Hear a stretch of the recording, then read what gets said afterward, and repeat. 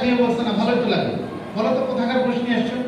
তখন বলছে যে আমি এই অল্পের এই গোশটা নিয়ে এসেছি। বলছে তাহলে আগামী দিন তুমি সবচেয়ে নিকৃষ্ট জায়গার গোশটা নিয়ে আসবে। পরের দিন আবার একটা মেষ জবাই করে ওই জায়গাটারই গোশ গুণা করে নিয়ে আসছে। বাদশা জিজ্ঞেস করছেন আজকে কোন জায়গার গোশ নিয়ে আসলো? তখন বলছে যে ওই এক জায়গার গোশ নিয়ে আসছে। তখন বাদশা রাগ করছে, তুমি কাউকে নিয়ে আসলে যেখানকার সেটা বললো শ্রেষ্ঠ, আজকেও নিয়ে আসতে আমি বললাম নিকৃষ্ট জায়গা, আজকে ওইটা নিয়ে আসতে কি করে ভাই একই জায়গায় গোশ?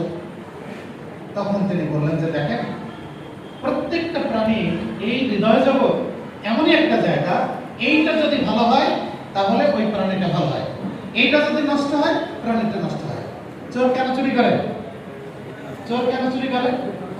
ওর হৃদয় জগৎটা নষ্ট। ব্যভিচারী কেন ব্যভিচারী করে? কারণ এর হৃদয় জগৎটা নষ্ট। ওর নষ্ট বলে এটা করে, কারণ তার ঘরে একটা স্ত্রী আছে, তাই না? তো আর এক জায়গায় যায় কেন? করতে এই জায়গা নষ্ট, এই জায়গায় সমস্যা। এই জায়গায় যদি ঠিক হয় তাহলে পশ্চিম কালেও তাকে দিয়ে অন্যায় করাটা সম্ভব নয়। আর এই জায়গা যদি নষ্ট হয় তাহলে ওকে ঠিক করা মুশকিল আছে।